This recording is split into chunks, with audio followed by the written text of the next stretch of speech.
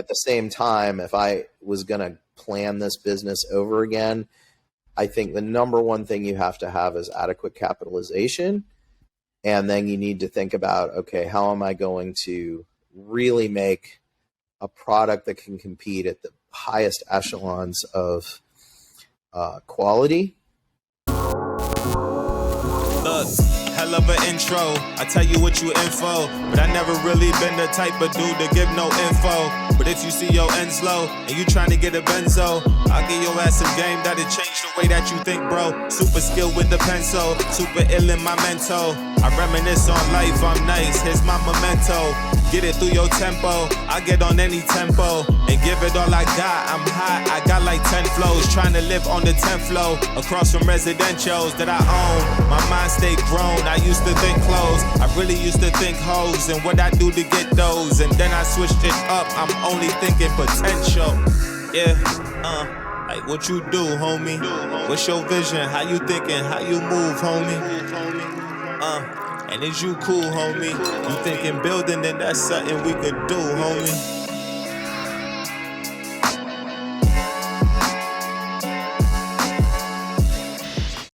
Welcome to the Walk and Grow podcast. It's Roney and Francis on the mic. This is the one place where you're going to have a place to empower your mind, but not only that, but transform your reality. And the best part is you get to do it with us. Sometimes you'll hear us rant, or maybe you'll hear from a guest like today, who is the co-owner of Mystic Farm and Distillery, located in Durham, North Carolina. If you haven't been there already, I'm gonna tell you guys, man, you're already missing out. It's a local gem. It's known for its handcrafted spirits made from local source ingredients. Our guests today will share their experiences and the secrets behind their success in the spirits industry. So I hope you guys are all ready to hear about the art of distilling, and not only that, but the stories that come behind the Mystic Farm and Distillery. Welcome, Jonathan Blitz, man. How are you guys doing today? Welcome. It's good to be here. I appreciate you for even being here. There's, a million and one things you could have been doing today, but you decided to spend some time with us. So we're going to make sure that we give everybody, but not only that, but make sure that it's worth your time here. To really kick things off, we like to really get to know who you are. So is there anything in light that you want to share with the people, the audience that are listening? Yeah, I've had a pretty interesting set of careers. Started out, got really interested in the ceramics industry, pottery and handmaking pottery in high school.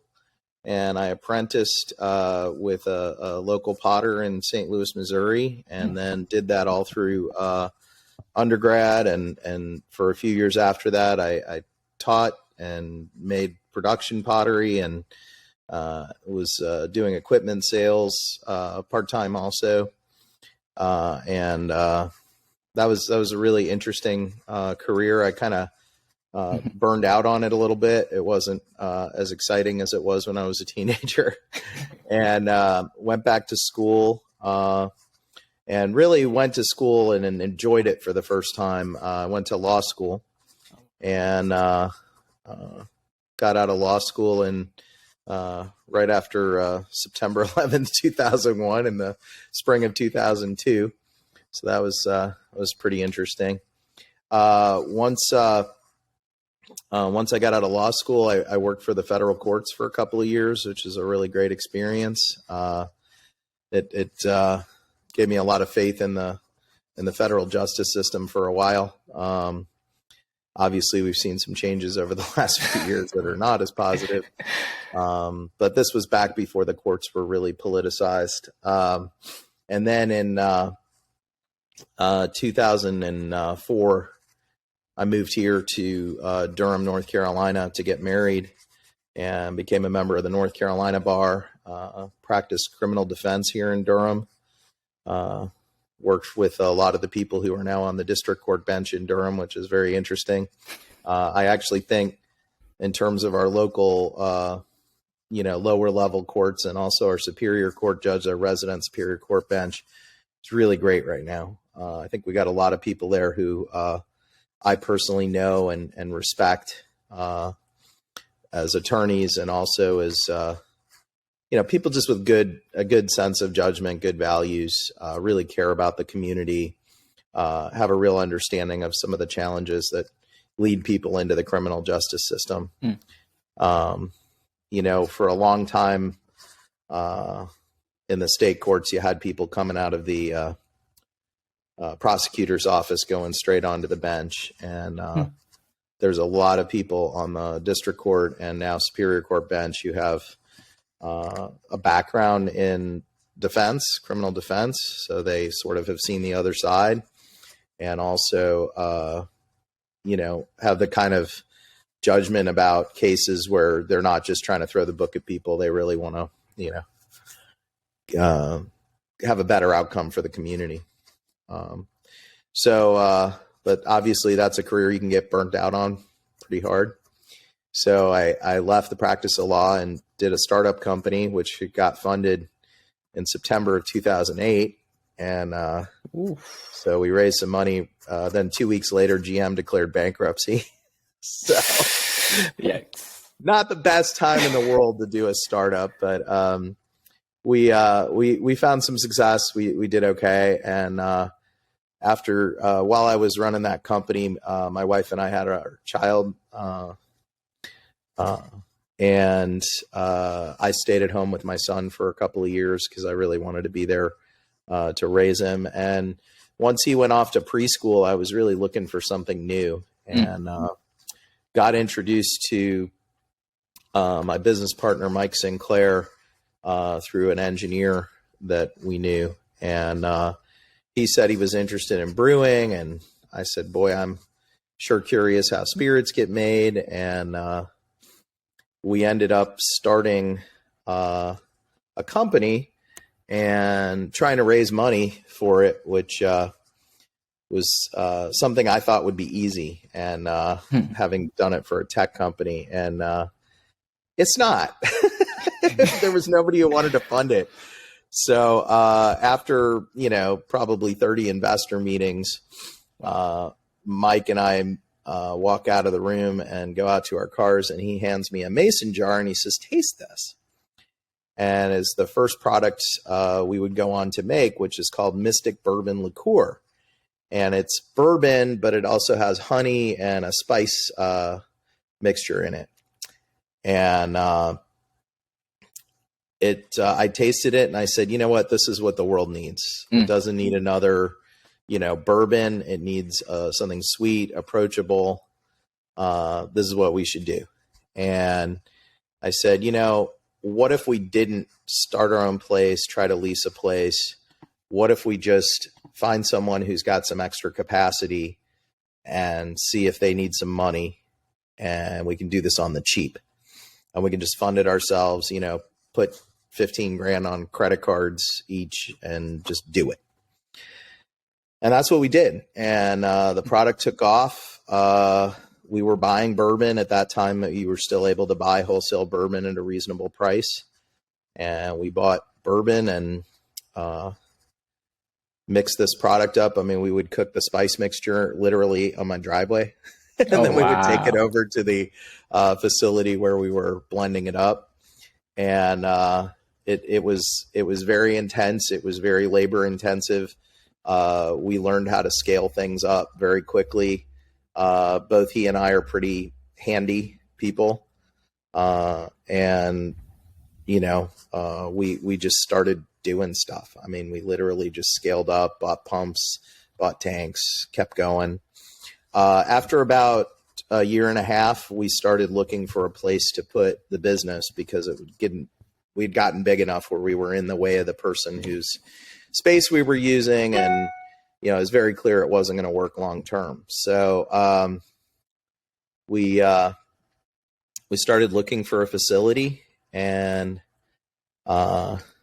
zoning became a really big issue because, when you want to produce spirits, the zoning code in Durham says, and we wanted to stay in Durham because we had sort of a Durham identity.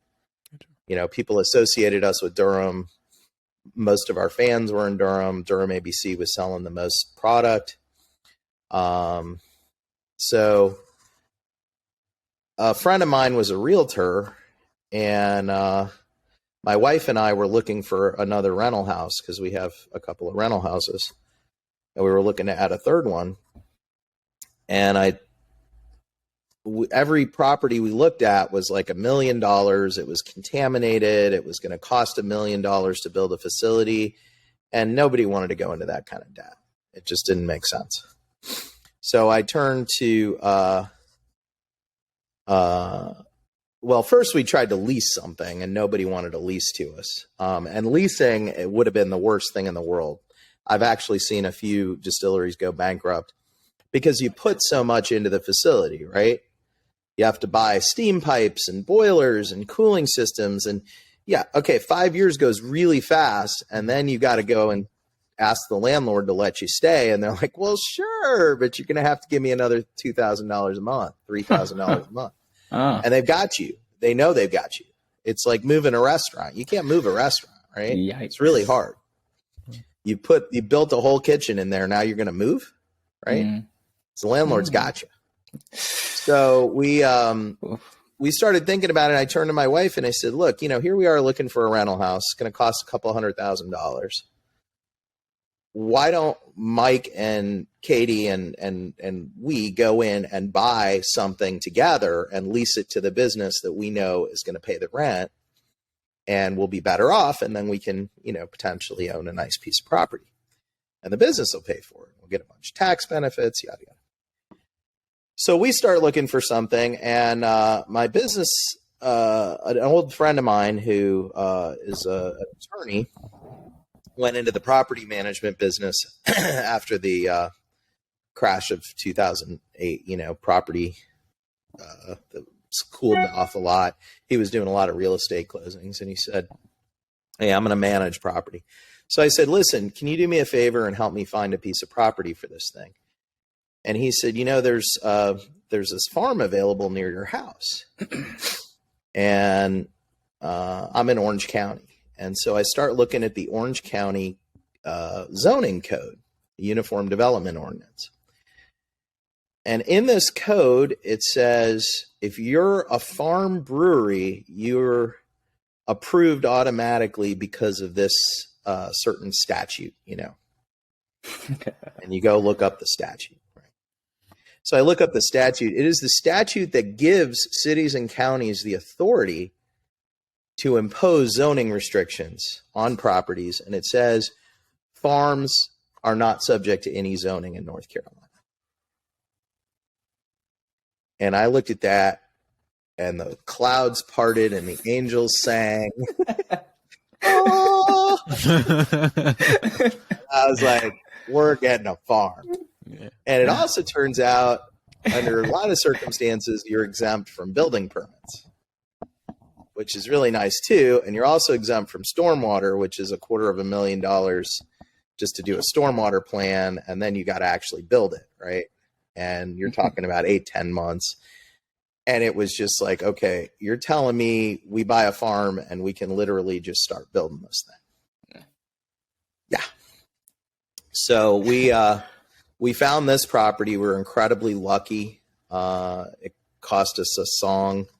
It was cheaper than we thought it was going to be. And we found a really nice lender who caters to farms. They're not for profit. The interest rates are unbelievable. It's a 20-year note. Everything was falling into place. And we've been very lucky. I mean, I'll be honest with you. We dodged some bullets. We did not go into some of the properties we had looked at initially. And anyway, we ended up building this first building in 2016, really. We bought the property in 15 and started construction in 16.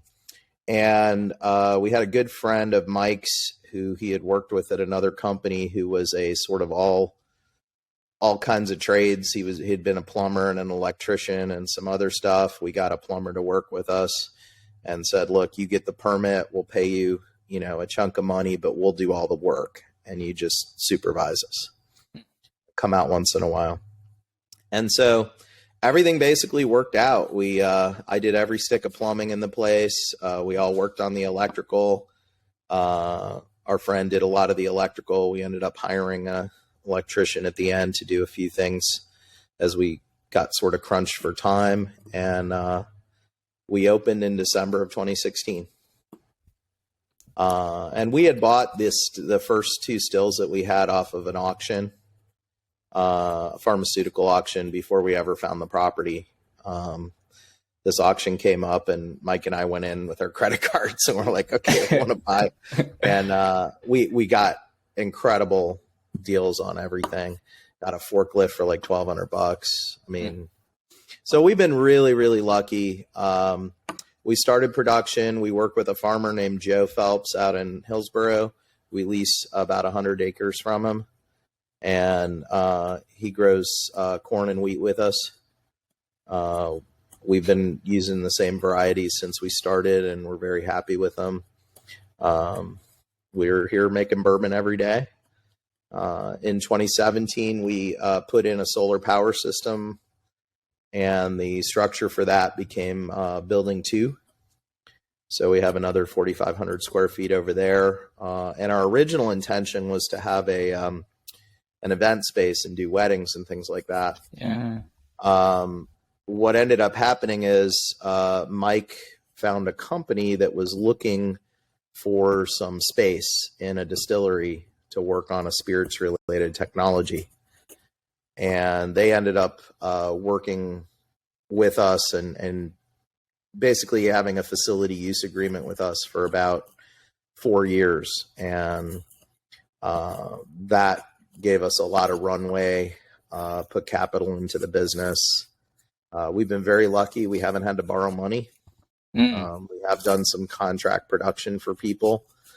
But, you know, it's still just the 2 couples. We own it outright, which I can't stress enough for people who are starting a business.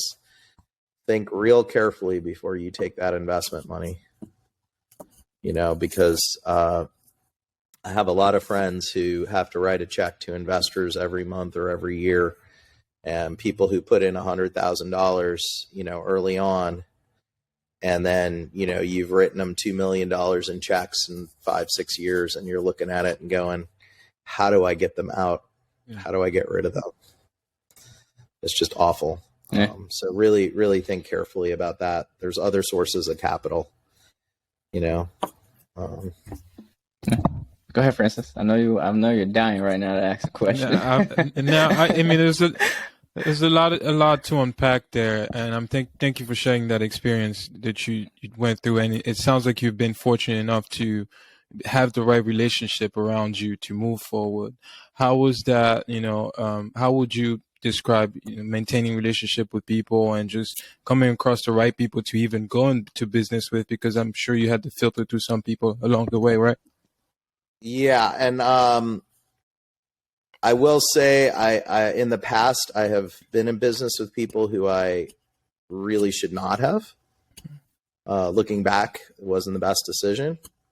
So I was very, I would say I had PTSD when I started working with Mike, to be honest with you. There were some things that, you know, I generalized from that previous business relationship. And, you know, Mike and I joke that we see each other more than we see our wives. I mean, so we're around each other a lot. We spent a lot of time on the road together promoting product early on. Because we were in 2 other states, and you know, I think that business relationship, you got to make sure you 100% trust the people you're working with, and you got to maintain that trust by not doing side deals and shit like that. And really watch out, because there are tons of people. Once you start to get any measure of success, everybody's your friend.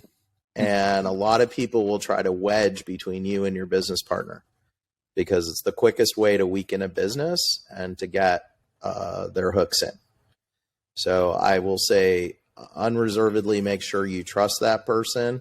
The other thing is, you know, our wives have been incredibly supportive. The business would not have happened without, you know, my wife is incredible, and she does very well. Her consulting business has always been a very huge source of income. It's given us the runway to be able to do something like this. And she's also very patient, you know. A lot of times you say you're going to be home at 5:30 and 6:30, you're still talking to customers, you know, trying to sell that extra bottle.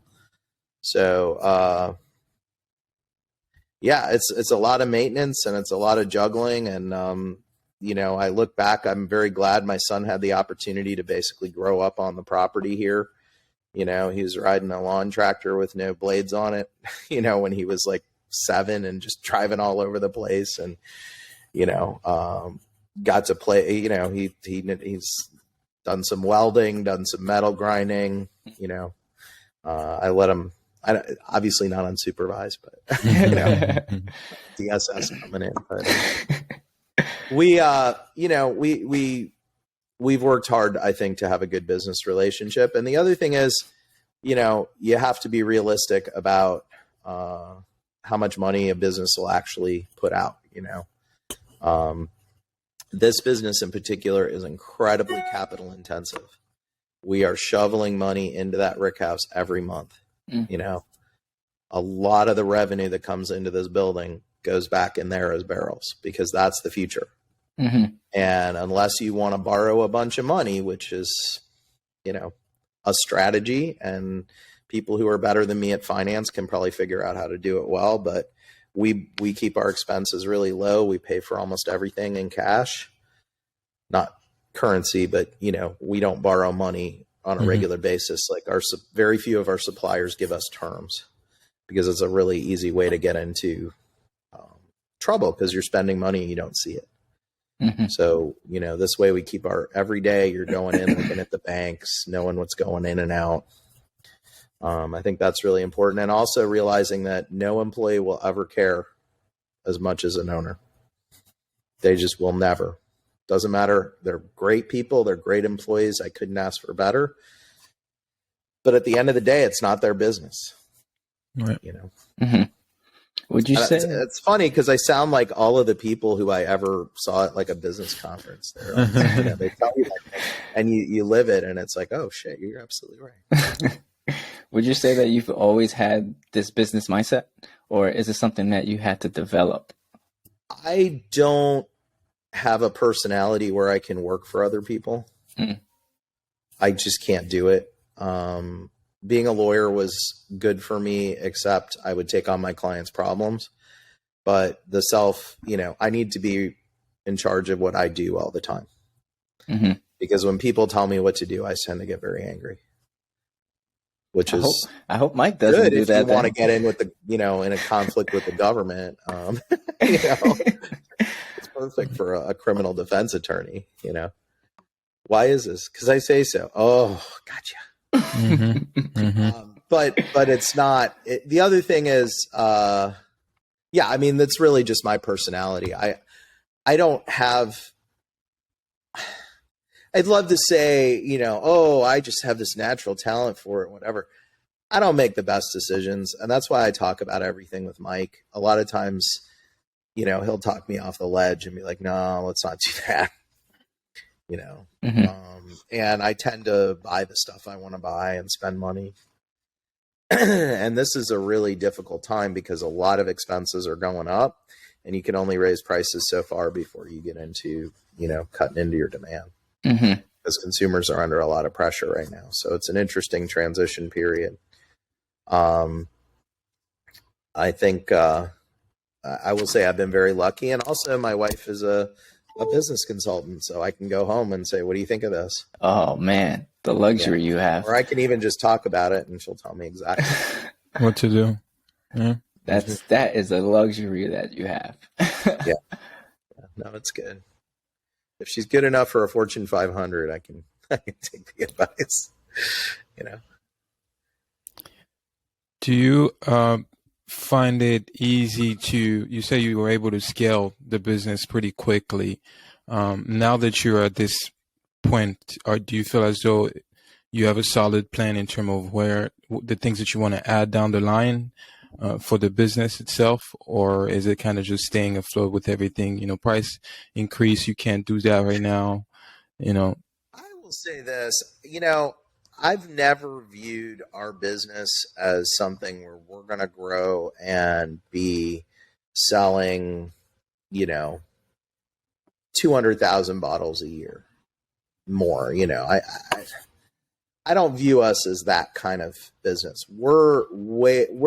I like to say we're a lot more like Bugatti than we are Ford, right? Ford's making cars for everybody. You want a car, they got your car. They got the car that's kind of cheap. They got the nice car. We're making bourbon that you drink as a special occasion. It's the finest in the world. It's absolutely stellar. You're going to pay a lot for it. Our cheapest bottle of bourbon is $40, and it's a pint, right? So that's an $80 fifth, and it just goes up from there. And if we get some good awards this year, our top end bottle is going to go to 200, maybe 250. And I want to be in that place, because with the time and care that we put into everything, if we're not getting that kind of return, it's not a sustainable business. Now, if you're cranking it out, you know, you're making 25 barrels a shift or more. You know, I tell people on tours, when we hit about the 40-minute mark of the tour, I tell them, and this is true, Jim Beam in the last 40 minutes has made my entire annual output. Just in 40 minutes. So the difference in scale is huge. I would rather make, 300 bottles a day and sell them for, $250 than, a smaller number and make a lot more of them. Gotcha. It's just the approach we're taking, because I think that the way that the combination of automation, huge amounts of capital, just the way resources can be allocated using public markets and stuff like that. Mm-hmm. You're not going to go out tomorrow, and this isn't the 1920s or 30s. You're not going to start a business. The odds are your small business is not going to become a publicly traded behemoth, especially in manufacturing, in the short term. It's just not going to happen. Maybe generationally you could pull that off, but it's very rare. And if you are going to do that, then you're going to focus absolutely on getting that price down to a level where the mass market, anybody walking into the liquor store is going to be able to buy that. Most people, if you just look at the U.S. population that walk into a liquor store, do not want to spend $80 on a fifth of bourbon. Some of them will. Some of them will spend more than that. And that's great. But that's a very small slice of the population, and they need a different sales experience to really, truly be a believer in the value of that product. So, in my view, what I want to do with my business is a lot less to do with expansion and more to do with raising the consciousness of the consumer about the value of the product, because then price becomes much less of an issue. Right. And I actually want to chime in, because I think this is a perfect time to speak on this. I was actually doing my due diligence and I saw something really interesting. Could you elaborate a little bit more about what do you mean by this out of the world bourbon that you guys are planning to age in space? Yeah. So this is I would say it's a side project, but it's sort of taken over my life a little bit. Several years ago, Mike and I were on some road trip or another, either to South Carolina, Virginia, something like that, to sell liquor. Cause we were going up and down 85 constantly, to stores and doing in-store events and things like that as, we were in those markets. And we started talking about creating products that are truly different and really create an unbelievable experience for the owner. And at that time, there was a company called Jefferson's, and they were aging barrels on ships, right? So they would get a cargo ship, they'd fill containers with barrels, and then they would sail those barrels around. supposedly. I've heard from other people that the barrels didn't actually go anywhere. I don't know. I sound like some of those bad people. I didn't say it. Some people are saying. I'm just asking the question. Anyway, long story short, we said, what's the most extreme thing you could do? And that is, we're going to send barrels into orbit, and we're actually going to age them inside an orbiter. Wow. And, we started talking about the actual practicality of this. Like, how do we get it to space? The big problem is, in fact, not getting it to space. That's getting something to orbit is a math problem. You got the money, they will send it to orbit for you. It's coming back. Because atmospheric reentry, there are not off-the-shelf solutions for that, except for the Russians and Chinese and the Dragon capsule. Pretty much all you got for long-term orbital missions. And Dragon is really busy with NASA, and it costs a fortune because it has life support systems. And obviously, nobody's doing space business with the Russian and Chinese right now. So what we did was sort of tabled the idea for a couple of, I would say, about a year and a half. We just sort of sat on it. And then COVID came in, and I had started to get interested in it again. And it just stuck with me. It was like, boy, if we could age bourbon in space, like, it would put our business on the map. Like, everyone in the world would know Mystic Bourbon. And I set this arbitrary idea. I was like, okay, what's the most expensive, Pappy Van Winkle type bourbon? Like, how much? And I said, well, it can't cost any more than $12,000. Okay. Turns out you can barely get that much bourbon to orbit for $12,000, right? That's if you send a lot. And I started talking with one company that had a solution. Actually, I don't think we're under NDA with them. It was Virgin Orbit, and Richard Branson's one of his companies. And they had this solution where they fly a plane up high, and then they drop a rocket off of it, and the rocket takes off and gets you up to orbit. The problem is their payload's like, I think it's like 300 kilograms, and the cost was going to be extreme, and they didn't have a reentry solution. They were like, basically, we specialize in putting satellites, because that's where the money is, right? Everybody wants to put a CubeSat or some kind of satellite in orbit. Well, we weren't going to do that. We need to come home. So we talked with them, and they said, well, there's a couple of startups, and maybe they could get us 25 kilograms back.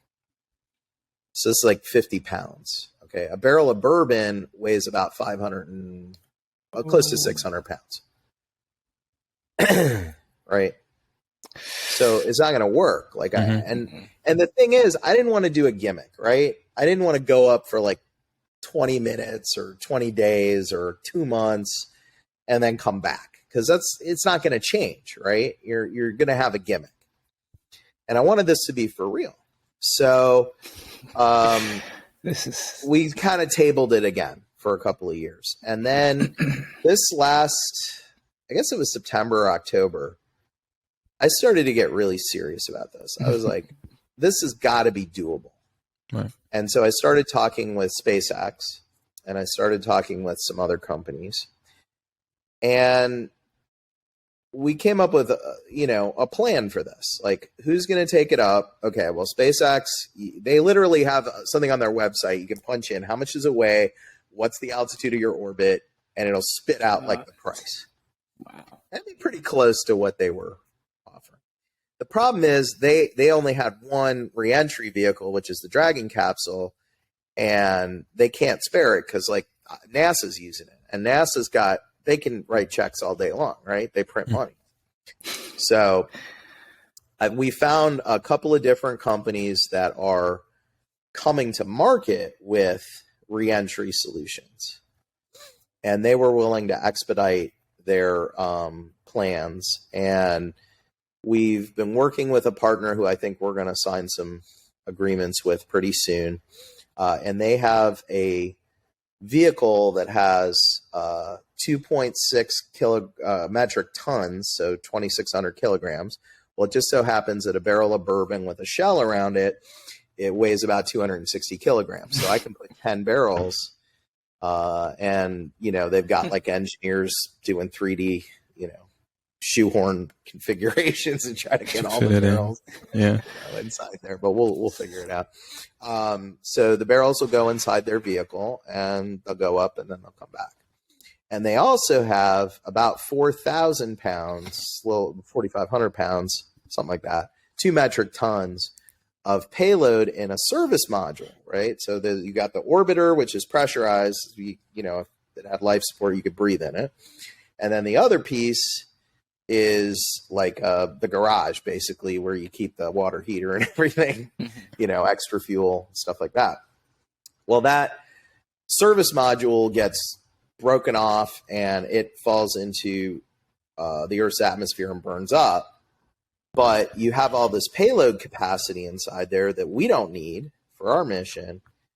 And what we're going to do is we're going to donate that to universities, and I want to create some programs for school kids where they can interact in real time with some experiments up there and actually do stuff in space through that mission. Because the thing is, it's just wasted, you know, and to not send that payload up when we're paying for it anyway, because we're having to buy the whole mission. So that's been a really cool part of it as well.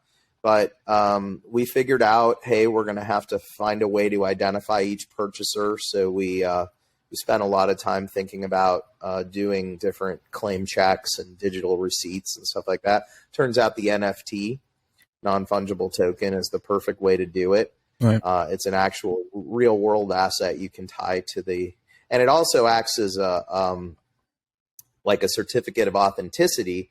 Because if you're going to go buy one of those bottles and the person doesn't have the NFT that matches that bottle, you know it's either fake. It's got to be a fake. Right. It can't be real. Or they lost the NFT, in which case that bottle is suspect, so you're not going to buy it. Yeah. So as long as they have those two pieces, though, you have pretty good. The only thing they would be doing maybe is sell you a counterfeit, but then their actual bottle that they copied will be worthless because you can't prove it's the real thing. Right. So the NFT and the bottle together make it very secure. So we're in the final stages now of testing that NFT minting process. They call it minting. Mm-hmm. And that is a whole new world for me because I don't know anything about it. So it's $75,000 a bottle. If any of your listeners are in the market, we'll put a link to the site. We're going to release, we'll give everybody notice 72 hours before they can start minting. And there'll be a limit of 15 per day. 15 units per day will be able to be purchased. So it'll take, we're pre-selling the first 1,000 bottles. Those deposits will be held in a bank account until the bourbon comes back from space. So if we have to give refunds, we can. We're using other financing to launch the mission. And I'm really excited about it. I think it's going to be a lot of fun. I'm planning to do a Netflix show. The NFT holders will all get access to an app, and they'll get all the footage that's shot, except for anything embarrassing or inappropriate. But they'll also have telemetry, so they'll be able to see if the barrels are coming over their location. It'll notify them on their phone, and they can go outside and hold the thing up to the sky, and it'll tell them where to look. And then they'll also have the actual temperature, pressure, and a live camera feed inside each barrel. Wow! So they can pick a barrel to look at and see how they're this is doing. Going to and then when it comes back, they'll get the bottle. They'll get a piece of a barrel from space. They'll also get a 50 milliliter sample so they can taste it without opening the big bottle. Because once you open that, of course, it changes the value quite a bit. Yeah. How long is it? Wants the sealed one, right? How long is it going to be aging for? So it's going to age. The barrels will be at least 3 years old before they go up. and then they'll age a full year in space. That's awesome. This is a cool project that you have on your hands, and I'm sure it took a lot of time to kind of put all the dot together, which you're still doing. In terms of time intensive compared to what you're doing on the ground, which part of this entire project will be, mostly, the most consuming or challenging to you at this time, if at all? Well, right now it's we're just letting the tech team get the NFT together. So we did an initial sort of blast of publicity out there to sort of get people thinking about it, and then once the NFT starts selling, I think we'll get a lot more media attention, especially if they're selling fast. Of course, the fear is that they won't sell, but pretty much everybody's told us they're going to sell, so we'll see. We've gotten a lot of interest, a lot of expressions of interest, which is very exciting. And then I think the real work starts when we get the mission ready, because, we have a pretty limited amount of time to get the outer shells of the barrels designed, engineered, tested. We're going to be working with some universities to do some studies of the bourbon before and after. So we're going to have to design that experimental protocol. We have to select the barrels and blend them up. There's a lot of packaging work that has to be done. I mean, obviously we'll have the year it's in space to actually make the packaging, but you can imagine, people can see the prototype packaging, but actually producing 1,000 units of those bottles with each bottle has inset stainless steel letters that have to be laser cut and set almost like jewels in the surface of the glass. We have to laser etch each bottle. Each bottle has to have a custom laser QR code that matches the NFT. So just, getting that laser set up and doing all that work, I think, is probably going to take a lot of intensive management. One thing I've found is that sometimes it pays to just farm stuff out, but a lot of times, even if you're going to have someone else advise you or help you or whatever, you should know everything about that process. So I've become an expert on compression chillers. I've become an expert on how you weld stainless steel pipe properly. I don't do it personally. I haven't developed the actual manual skill, but I know when somebody, something goes wrong with the boiler, I've got a guy I can call and he can, talk me through some troubleshooting and save us a $2,000 service call. Mm-hmm. And of course he never will buy whiskey again the rest of the time. But it's a handy product to have available. But I think it's really important. I think people have this idea when they want to start a business that they're like, in 5 years, my employees are just going to run everything. And we are incredibly lucky. We have people who I can say, look, I just don't have time to do X, Y, and Z. Can you figure it out? And they'll figure it out. And they're world class. Our head distiller is an incredible mechanic. He knows more about mechanics and stuff than I do, but I can say, hey, you need to get a crescent wrench and do this, that, and the other thing. And he'll know exactly what I'm talking about. And I can just leave it in his capable hands. It's very unusual that a business will have a lot of people like that. And the problem that happens is if you can afford a lot of people like that, you become utterly dependent on them and you become complacent and you start burning money in places you shouldn't. Yeah. So I think especially when it comes to the packaging on the Galactic, first of all, I designed it, so I'm in love with it. It's my baby. Nice. But second, I think it would be better for us to laser those in-house than send them out somewhere. Because if somebody fucks up 1,000 bottles, by the time I see the finished mistake, let's say those QR codes won't scan. Oh my God, the QR codes won't scan? Holy shit. Yeah, that's it. Yeah. And they can't be glued on. They can't be, a label. It has to be laser etched into the bottle. That's the purpose, right? Oh my goodness. Everything's got to be perfect. Right. So my view of it is I'd rather hire somebody, buy a laser, do it all in-house here, safely, but, you get a laser that, you open the lid and it shuts off, and that sort of thing. So it's just like, our barrels, we laser our own barrel heads here, and the lasers aren't that expensive. It's a little time consuming. I spend a couple hours a week doing it, but, there are a few people here who can set it up and push the button and, we know it's going to work. Gotcha. Excuse me. You were talking about just the business aspect of, just having a bourbon company. What advice would you give to someone who wants to start a bourbon or whiskey or some sort of spirits company at this current moment? What would it be? So everybody's going to tell you the same three things, I think.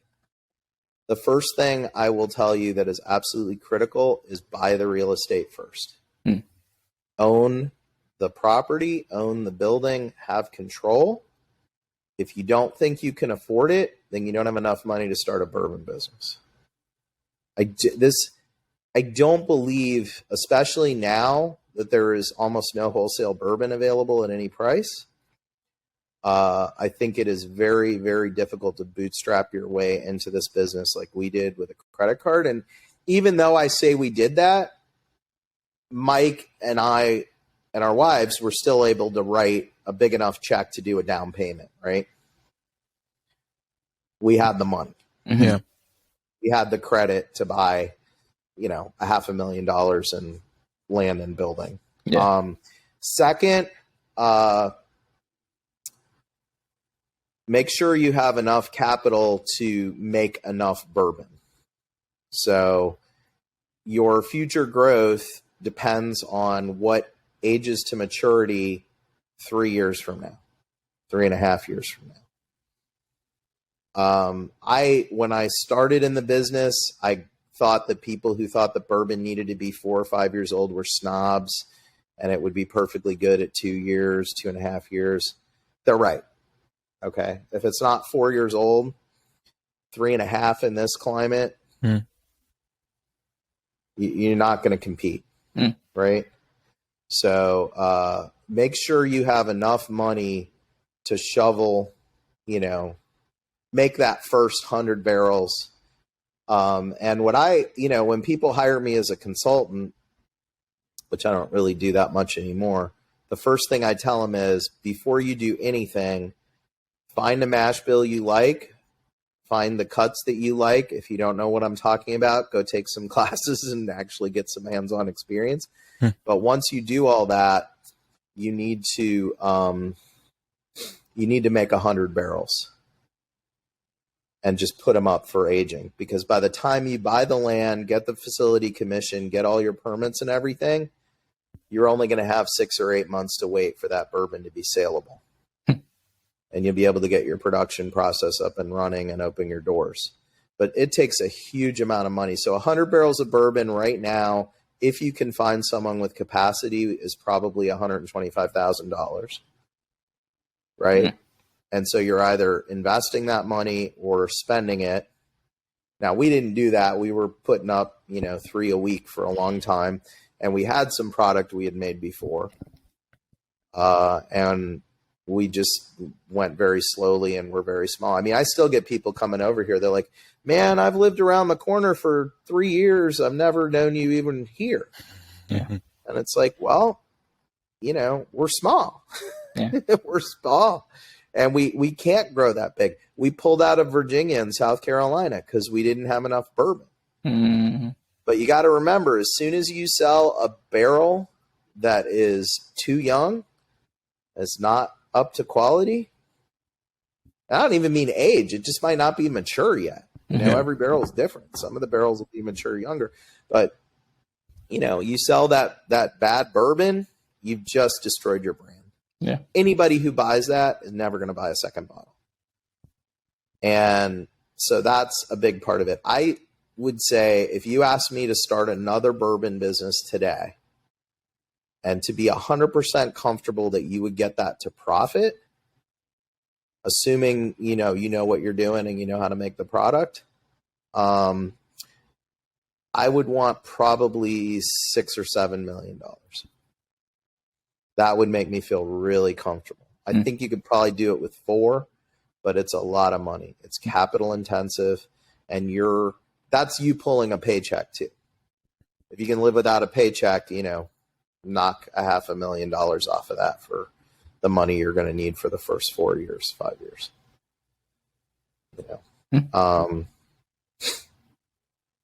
I mean, we had so many lucky breaks.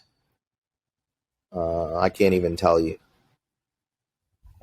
I don't think lightning strikes twice. I think, and I don't credit us as like some geniuses. We got lucky with a lot of things. COVID was an incredible blessing for us because we made hand sanitizer, and that brought in a stupid amount of money.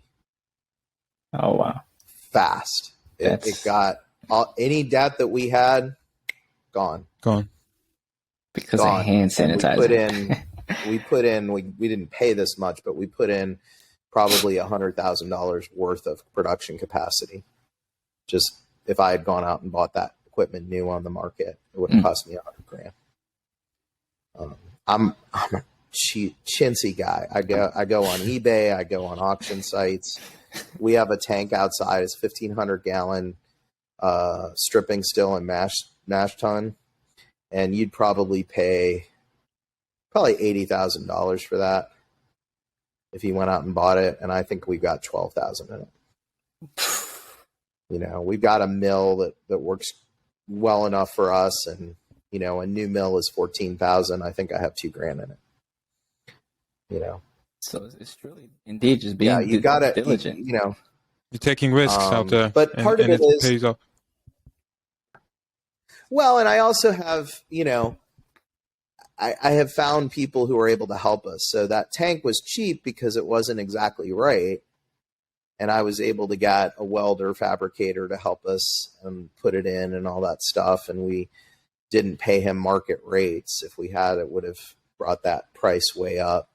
We, Brian and I and Mike were able to take the mill apart completely.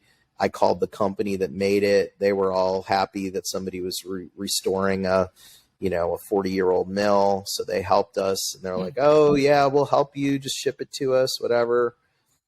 It's 45 years old, something like that. And and I got it from a guy who'd bought it out of an auction for a song. So I think that's a nice approach to take. If I were to do another distillery, I wouldn't want to do that. I don't want to just spend the money, get the stuff professionally installed. It's nice. It's fun.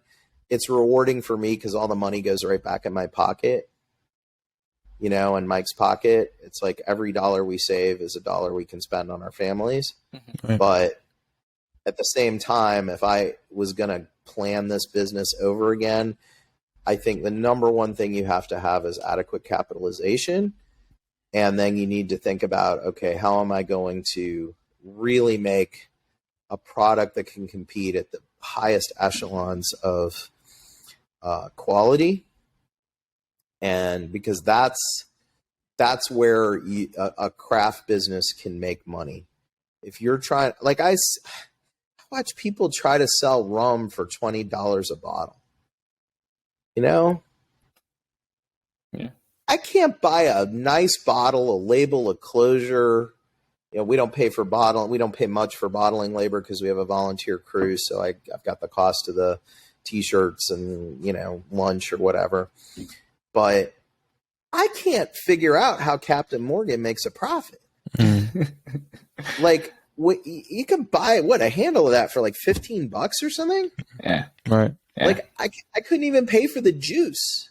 Even if I didn't make it, I couldn't get it here in a bottle for that amount of money. So you can't compete at that part of the market. If you want to create a business like that, borrow $1 billion, build a distillery that looks more like an oil refinery, make some really cheap alcohol and get it out there. But if you're trying to start it at the craft scale, have enough money to make a truly superior product, and then use that runway to really age it to a good maturity and everything else. So we've heard a lot about your past. We heard a lot about Mystic, even what's been like kind of during that process. How does Jonathan Blitz want to be remembered? It's a good question. I don't know. I've just hit 50, so I'm thinking about mortality more and more. I don't know that I need to be remembered. I don't think any of us really will be remembered. You know, if you think back, like, do you know who your great grandfather was? Nope. I don't think any of us do. I think life is transitory. And there's a really mind-blowing film on Netflix about infinity Mm-hmm. and just the concept of infinity. And when you look at timescales, I don't know that this life is necessarily about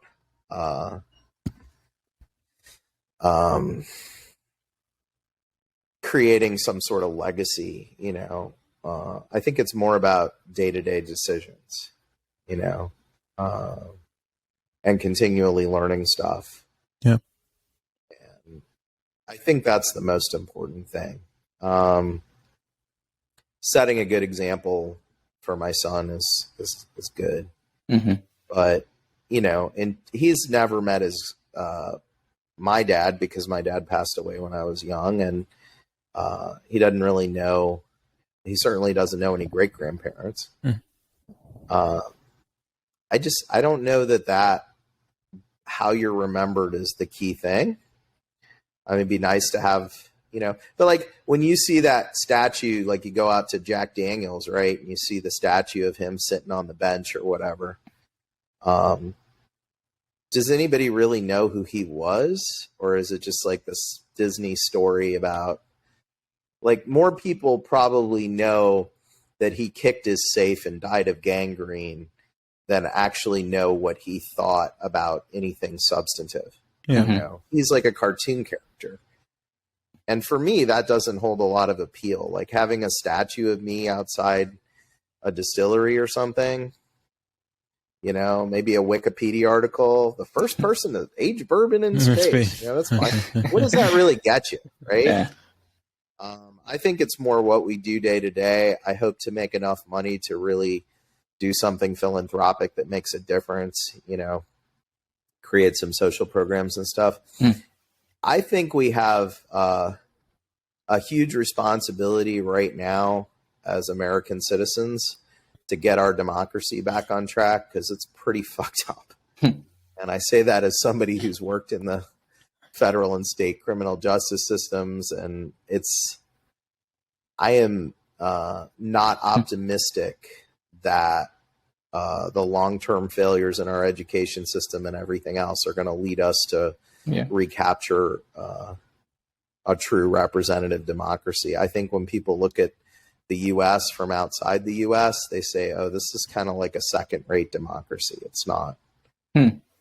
It's not. It's not as democratic as a lot of other countries, and that's scary because we were supposed to be the example for the world. Yeah. And look, no, I'm not defending, you know, the problems that we're just starting. I mean, I think the countervailing idea that maybe right now what we're seeing is a backlash against really fixing some of the shit that's been a problem since the Civil War, right? Yeah. Because Civil War issues were never really resolved. We just stopped fighting with guns, and then it became, okay, well, who's going to have the most regressive social policy? But those kind of problems, I think that's more of what we're responsible for dealing with right now. And I'd rather spend my time doing that than worrying about what some future generation is going to think of me, because they're not going to know who I am. Gotcha.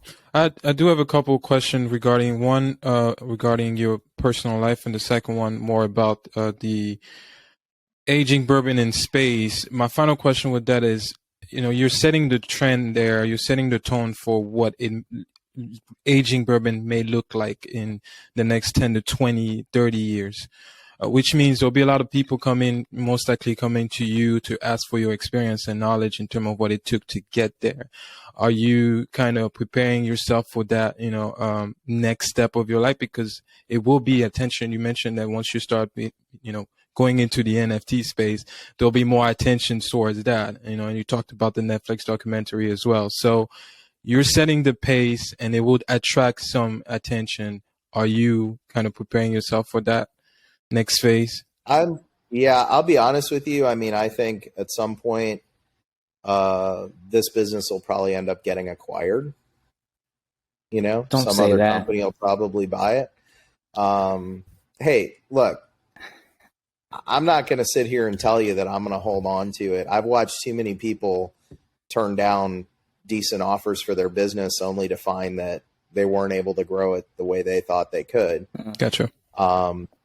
This is how innovation works, right? You innovate, you create something new, and then businesses that can't, for whatever reason, have the risk of innovation in-house go and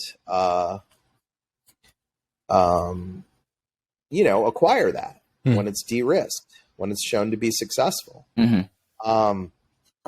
I would take issue with the idea that this is the way we're going to age spirits in the future. It's really freaking expensive. Like, I think there'll be a few brands that do this to create ultra luxury products. But think about the kind of people who buy a $75,000 or $100,000 bottle of liquor, or the businesses that cater to people who will slap down a credit card and buy a shot of this stuff for, 3 of their friends to show off. I don't think that's sustainable for a large proportion of the population to do, right? And the other thing is, we don't know, right?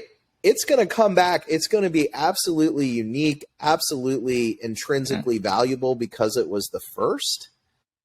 But who knows what it's going to do to the product? It'll make it unique, but it may not make it, so much better than, something that costs 1/10 the price. Right. So, I think it'll be interesting, but yeah, I mean, for us, I'm documenting it. I think the Netflix documentary, first of all, I watched somebody feed Phil and I'm like, man, I want to go around the world and eat stuff. We're definitely going to shoot stuff in restaurants. I mean, we're going to the company that we're working with has a location in Berlin. And the last time I was in Berlin with my other startup, we happened to pop into this Turkish restaurant on one of the nights of Ramadan. And as you guys might know, during Ramadan, they fast during the day, and then at night they're allowed to eat. And I want to tell you, we were joking, it was like Fleischfest 2011. They're just coming around with these huge trays of Turkish pizza and shawarma and shish kebab and pilaf, and I'm just going I mean, that was just incredible. And I would love to shoot that and love to share that experience with people. Right. So for me, that's the fun of it. Listen, so we're sitting around, we're talking, and before we announce this project, the week before you do all the press releases, you start getting really nervous, right? Because who knows, it might flop, people might make fun of you. People are always going to make the world is rich in trolls right now. The internet has given us, too much of a voice. Real time. So, but the thing is, my business partner was like, man, Jim Beam's they can just write a check. Like, they can do this tomorrow. Like, they don't need to pre-sell the bottles. They don't need to. And I said, Mike, let's back up for a minute. You're a mid-level manager, a brand manager at Jim Beam, right? Or Beam Suntory, right? And it's your job to come up with new products and spend tens of millions of investor funds to get these to market. And you walk into a conference room with the C-suite people and you say, all right, here's my idea. We're going to take 10 barrels of bourbon and shoot them into orbit. And then when it comes back, we're going to sell it for $100,000 a bottle. right? Be Your lucky to have career his is job. over. Okay, you're done. Like, you might stay there for another year, but you better start working on that resume because the next round of layoffs, you're in it. Like, who is this nut job? Like, we don't take that kind of risk. Yeah. So, yeah, in terms of innovation, I don't think this is like groundbreaking in the sense that as soon as we did this, everybody was like, some of the bourbon podcasters are like, we all knew it would happen. We just didn't know who was going to do it. Of course, yeah. And the first time I called SpaceX, the gal who does the rideshare, she's a brilliant engineer. And she said, I get these calls like 2 times a month. Oh, wow. And you're the first people we've talked to who understand exactly what it's going to cost and exactly what it's going to take to get this stuff to orbit and back, and how much those bottles are going to have to sell for in order to make this a viable space mission. And also, we had thought about all the stuff like bourbon sloshing around and it destabilizing the spacecraft. So we actually have the company that makes the barrels called the Cooperage, West Virginia Great Barrel Company, is going to take the barrels apart, put stainless steel baffles inside them so that the bourbon can't slosh enough to destabilize the orbit. But, this is not like, oh, brilliant idea that came out of, if only they'd thought of that first. Lots of people have thought of it. Mm-hmm. The trick is nobody's figured out how to make it a viable commercial endeavor. Yeah. And I got to tell you, like, do I think we could sell another 1,500 bottles for the same price? I don't know. I don't know that the second mission could command the same amount of money. Like, the price would have to go down. Now, the other mission I really want to do, the same company we're working with, in 2029 or 30, they are going to orbit the moon. So I want to send the barrels up to orbit the moon for a year. And obviously the term mystic, the name Mystic Lunacy is very appealing to put on the bottle. Yeah. The bottle, yeah. Hey. So I think there's always room to push that envelope, and we'll see what the market, because markets speak, right? Yeah. Right. And they speak louder than any. You can say, oh, I got this great idea. I know this is going to work. I'll give you a perfect example. We do something here called single barrel experience, right? People come in, they work with us for a year. I'm sorry, like 5 years. So they work with us for a full day. They make the bourbon. And then every year they're coming back and taking a pint off of the barrel. And when it's done, they get a bottle of the finished product. And then they have dibs all the way through. They can buy as many bottles out of that barrel during the course of the aging process, right? So the pricing of that has been something that we've argued about internally for a long time. And our costs have continued to go up. The value of the experience, I think, is very high. And we started out in 2017, it cost $3.99. We sold it for $399. After COVID, we sort of shut down during COVID, stopped offering it. After COVID, we started offering it again. And it was, we said, okay, we'll do it for, I think it was $5.99 we went up to.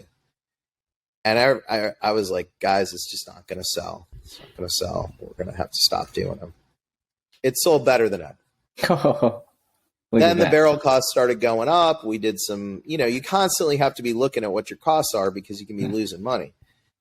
And so we raised it to $9.99.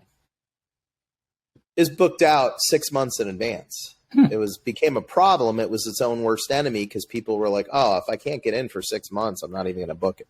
Yeah. So we raised it to $11.99. And now we're finally starting to see, oh, you only have to wait 3 months to do it. So you don't know what people will pay for something. You have no idea. I think $75,000. I mean, like, I can't imagine spending that much money on a bottle of liquor. Yeah. On certain other assets, maybe, but that's like a really, really, really nice car. Right. But there are people out there who think that's perfectly reasonable. Hey, There's a market for everything. I don't know if there's enough of them to fund a space mission, to secure the I want to be clear, we're not using that sale money to fund the mission. We'll be able to do refunds. But I don't know if there's 1,000 of them out there, but I think there are. So I think the market really speaks to you about stuff like that. And that's something else in business. Part of the big risk is pricing is very difficult, and people will spend money on things for reasons completely extrinsic to the actual utility of the product. I mean, we all know that. Like, what's the difference between a plastic shopping bag and a Birkin bag? They both carry your stuff, right? Right. If all you need to do is carry a bag of stuff. Mm-hmm. And, I mostly wear this every day. I don't have much. I don't spend money on cars. My son asked me the other day, he said, why don't we go buy a Tesla? He said, why don't you buy that? I said, I would much rather put a nice fat down payment on a rental house than drive around in a Tesla. Like, it's not worth it to me. Yeah. I don't need a nice car. I drive basically a 10-year-old Honda. Makes me happy. Cool. Awesome. Last question here before we wrap it up is around time. We spent a lot of time talking about, taking things to space, the time that it took. I know the work that you do is very time and consuming as well. How do you balance your time with family, as a family man yourself? Not well. Gotcha. Not well. I'm a workaholic. Mike's the same way. We were talking about it a couple of years ago. The best thing about COVID for me is that because we were considered an essential business and because we were making the sanitizer and because we own the company and can make our own decisions and we got vaccines very fast, we were, right behind the teachers and nurses. I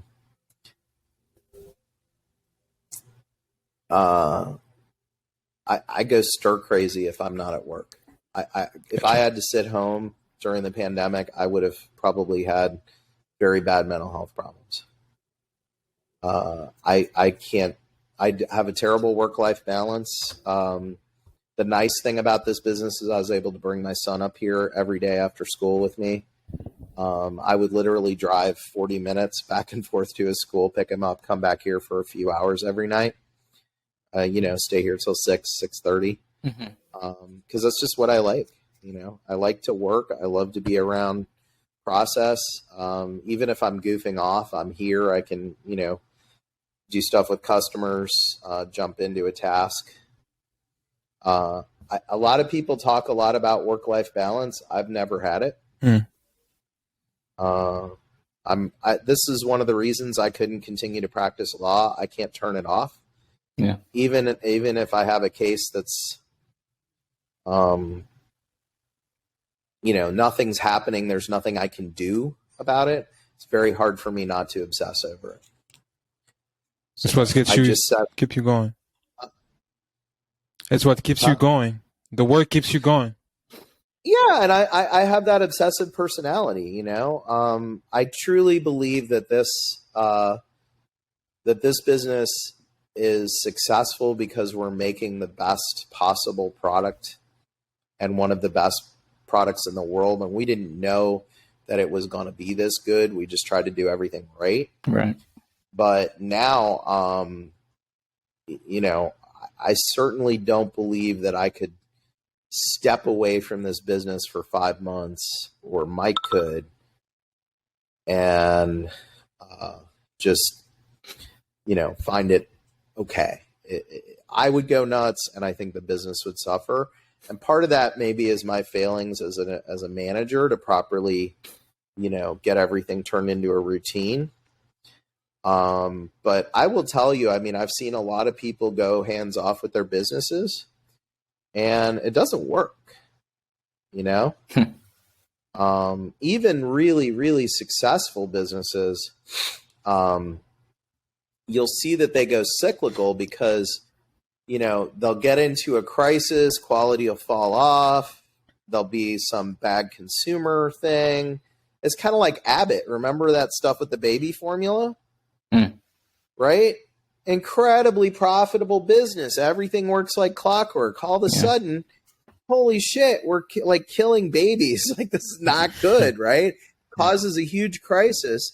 Now, probably they're going to go through a huge shakeout. A bunch of people are going to lose their jobs. New people are going to get hired. Fires are going to get put out. They'll get all their processes back in place. If you go back there in 10 years, I bet you're going to find them slipping again, right?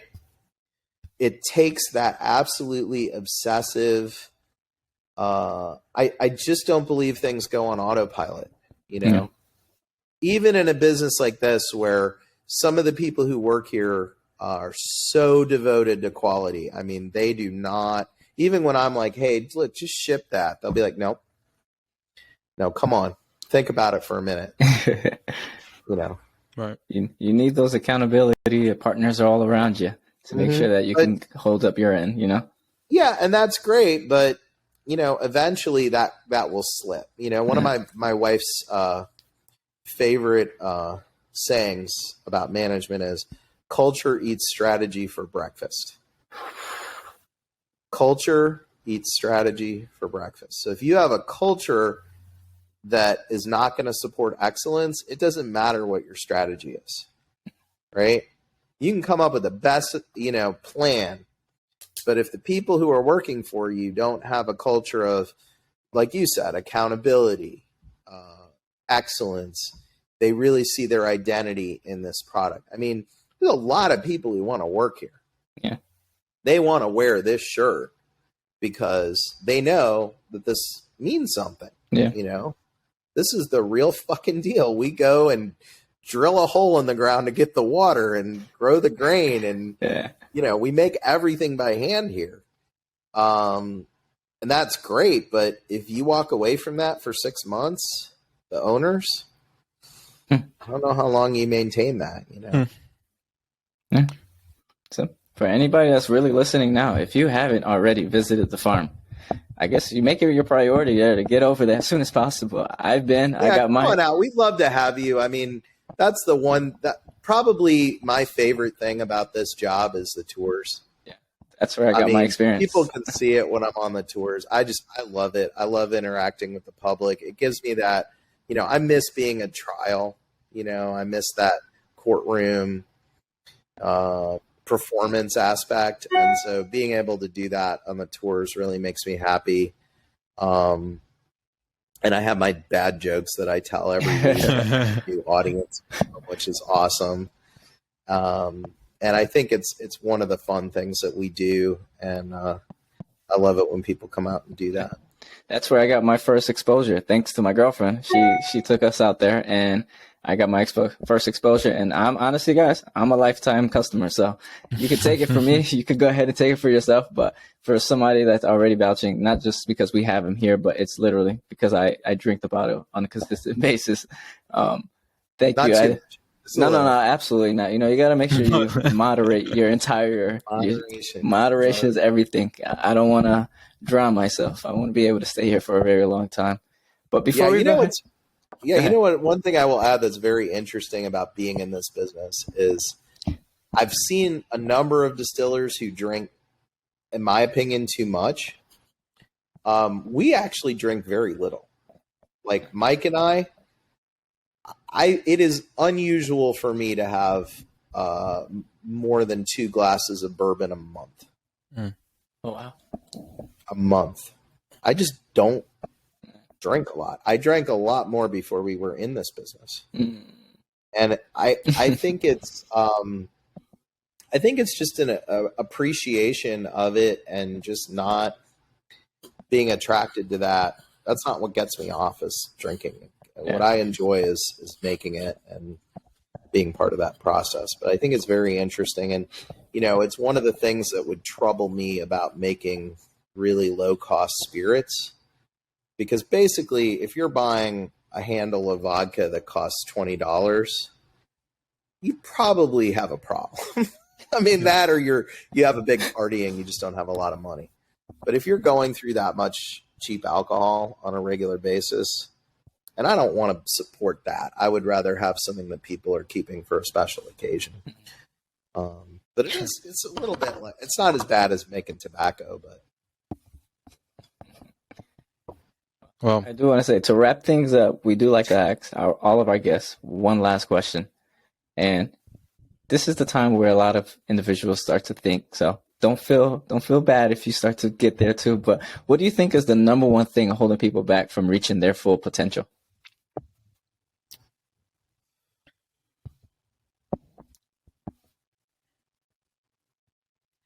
I don't know. That's a really good question. Who am I to judge what their potential is or if they're fulfilling it? I mean, if you feel like you're doing the best you can, I mean, I will tell you, because you get people who are so indignant that everybody should be independent and able to do everything in this world. And, you know, why do we have these social programs and everything else? Yeah. Look, we just went through the history of this company. What are all the things? I got a law degree. I'm not carrying $250,000 in student loan debt. My family, and I was lucky enough to earn some scholarships, but only because I could pay for the first year out of pocket. I also had family subsidies for living expenses and stuff like that. I got to be an adolescent way into my 20s because my family had the money to enable that. Who am I to judge somebody else who didn't have those advantages? Mm-hmm. I mean, I don't mean to, dodge your question, because I'm really not, but it's like, it is freaking hard. One of my favorite lines is, a banker is someone who will loan you money as soon as you prove you don't need it. Yeah. So I think the one thing that would be really helpful for people is access to capital. And so I think really researching that and watching out for the hard money lender people and really learning about SBA, veterans programs, rural USDA has a lot of money. A lot of these loan programs are not being used.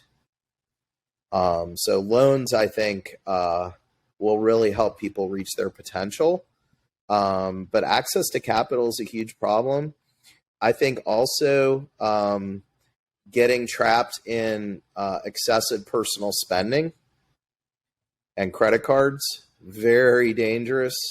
There was a point in my life where I ran up a good piece of credit card debt, and it was a hugely bad idea. And the interest rates that are charged on those, frankly, I think they should be illegal. They will trap you in a cycle of debt that is very, very dangerous.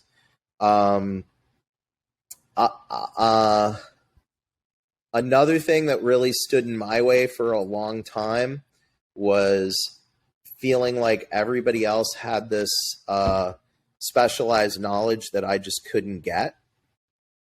And you've got, I don't pay for appliance repair generally. The only thing I don't do is HVAC because I don't have the equipment. But like if our washing machine broke the other day, check your pockets, people, before you put stuff in the washing machine. Get your 12-year-old to do that. Just saying. But I had to take the washing machine apart. You can go on YouTube and figure out how to take your washing machine apart. Yeah. Like, don't blow your money on a repair bill. Don't just go out and buy a new appliance. I think the best thing, if I could go back and tell my 18-year-old self anything, it would be get a cheap pickup truck and use Craigslist. And that's how you get furniture. That's how you get anything you need, is go do that, because there is so much expensive stuff. People have so much money and they throw out things that are so expensive. Like, I could go to the store right now and buy whatever I want. Like, I don't pay attention to stuff like that, but I won't buy a new dishwasher. You know, I'll go on, like for my rental properties, I go on Craigslist. I find one that's broken. They're like parts only. Or I find one that's like, oh, we're changing our cabinet colors, so we're getting rid of this $2,000 Bosch dishwasher. Will you give me $100 for it and come get it out of my garage? Heck yeah, I'll do that. You know? And so don't believe that you can't do stuff, and don't think you have to spend money on everything.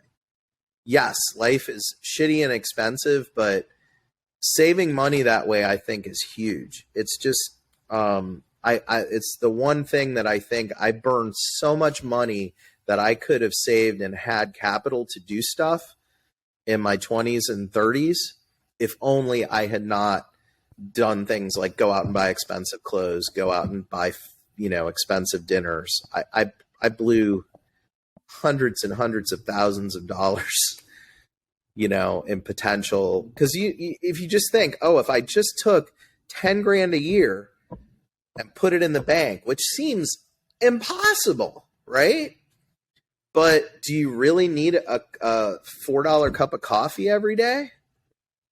You know, that's $2 grand a year after tax, before taxes, right? Yeah. Do you really need to go out to lunch and spend $12? Like, I eat a lot of not fast food, but like, you know, I'll get a Subway sandwich. I put a lot of vegetables, but you know, it's like that's a calculated decision to spend $12, $13 on lunch a few times a week. Yeah. You know, $50 a week, 50 weeks a year. That's $2,500. Mm-hmm. So between that and a cup of coffee every morning, if you were to put that into a tax sheltered investment, in 10 years, you've got $60,000. That would have been a down payment on a house. Yeah. Or, you know, better financial decisions. You know, I had a car payment that I just was such a waste of money. Tell me about it. I mean, do you really need a nice car? And do you really want the kind of girls who like a guy with a nice car? I mean, I had a client who used to steal cars. Like, as soon as he would get out of prison, he would immediately steal a car and lead the police on a 100-mile-per-hour chase. Over and over and over again. It's just what he did. And I was really interested, you know, like, as a student of human behavior, like, why do you do that? Right. Why do you? He said, because girls like a guy in a Lexus. Oh, my. You know? And I mean, that's an extreme example, you know? You know, prison can really cut into your potential. Right. But the reality is, you know, how different is that decision from spending $700 a month on a car payment plus insurance plus, so that's like $1,000 a month, 12 grand a year, when you could. Okay, so what? So you drive a beat up Honda, you know? I drive a beat up Honda. I like to be underestimated. Yeah. I like to roll up at the courthouse and have people think, oh, I'm going to roll over this guy. Oh, look, he's wearing a rumpled suit. Well, guess what? I just cleaned your $1 billion client's clock in a hearing because you underestimated me. That's okay. You know, so I think believe you can do stuff. Be thrifty. Don't think that you know, the short term needs are real, because a lot of those perceived needs are not real needs. You know, there's end runs around a lot of stuff, and I don't want to. I understand why people think like the deck is stacked. You know, yeah, I don't know, man. That's a really interesting question. It really is thought-provoking. It's meant to get people thinking. What do you think? What do you think the answer is? Themselves. Really? Yeah, it's themselves. You're kind of saying the same thing I am, because it's like, you know. But it's cool to hear other people say it, because again, I could say it to everybody that I know, but if somebody else says it, then there's a chance that they'll take it a little bit more seriously. So that's really the goal and the objective with that question. I think a good question too is, if you could go back and tell your younger self, 20-year-old self anything, like what would it be? Yeah. Buy Apple stock. Yeah, literally. Buy Bitcoin. That's the better decision. Huh? Do you know how many people I've talked to who are like, I'll admit it. I thought Bitcoin was the stupidest thing in the world. I really did. I was like, there is no freaking way I am throwing money into that. And it was the worst decision I ever made, because the reality is everybody's like, oh, it fell 50%. Okay. So if you bought it at $1, you've only made, $2 million instead of $4 million. I'm okay with that. Yeah. Okay. Literally. I'm all right with that, $1,000 investment not getting me, Yeah. But all right. Don't buy any of those coins now, though, unless you have something to buy with it. Yeah. That was really all that we had. Definitely want to say thank you, Blitz. Jonathan Blitz, I should say. Shouldn't call you Blitz because I haven't. Oh, no, everybody calls me Blitz. I love it. There it is. I got it. I got the card. You guys heard it here live. Yeah. But thank you, Blitz, for tuning in. If you are staying here, you did stay to the end. Wherever you're listening to it, don't forget to leave us those reviews. If you're listening on YouTube, go ahead and like, comment, and subscribe, and connect with us. Because again, everything we preach over here is all about growing with us and unleashing your power, unleashing your potential to transform your reality. So till next time, keep on applying those perspectives, education, growth, and collaboration, guys.